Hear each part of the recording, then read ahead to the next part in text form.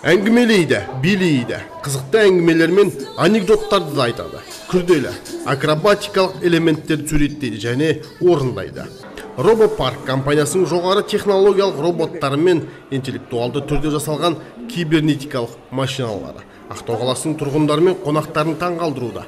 Егер роботтар саябағына барсаңыз, сізді әдеттегідей көп функционалды робот қарсы алады.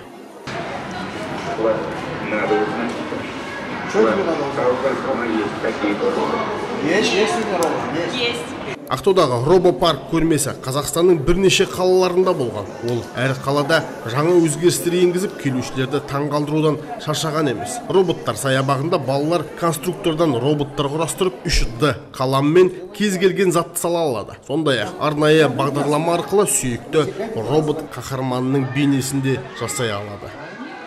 Бұл роботтардың, мысалға, түрлі осы RoboParkта 7 аймақ бар, 7 аймақтың 7 түрлі. Мысалға, өзімнің, мысалға, приключения зонасының аты, аймақтың аты, мысалға, менде ол сурет, мысалға, роботтардың сурет салады, тағы да басқа, мысалға, ертең адам өміріне пайдасы, мысалға, военный роботтар да бар, түрлі, сергіту сәтінде керекті роботтар бар, мысалға, футбол ойнайтын роботтар бар. Планшет арқылы жалғанатын роботтар да өте көп. Мұнда кибер итті де көруге болады. Ол кез келген бұйрығыңызға бағынады. Қазір қолөнер аймағында шеберлік сабағы өтуде. Ұйымдастырушылар 3D модельдерін жасауда. Міне, арнайы қосымшаның көмегімен жас қонақ өздігінен жүретін лазерлік машинаның жүргізушісі атанды.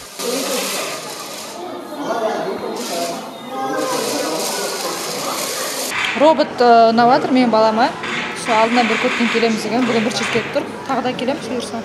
RoboSаябақта Optimus Prime компаниясының 4 метрлік әріптесі автобот Bumblebee менде естелік суретке түсуге болады. Мұнда балаларға болашақтың технологияларымен танысуға мол мүмкіндік бар. Ол үшін 3-ші қабатта орналасқан Ақтау сауда орталығына бару керек. Күн сайын таңғы 10-нан кешкі 9-ға дейін сізді ұмытылмас шытырман оқиғалар күтеді. 3 жасқа дейінгі балаларға тегін. Асығыңыздар, 2-ші шілдеде роботтар Ақтаудан шығып, өздерінің саяхатын басқа қалаларда жалғастыратын болады. Осман Мұхан, Мұхағали Нұрдәулет Сұңғат, Көнебай, Ақтау.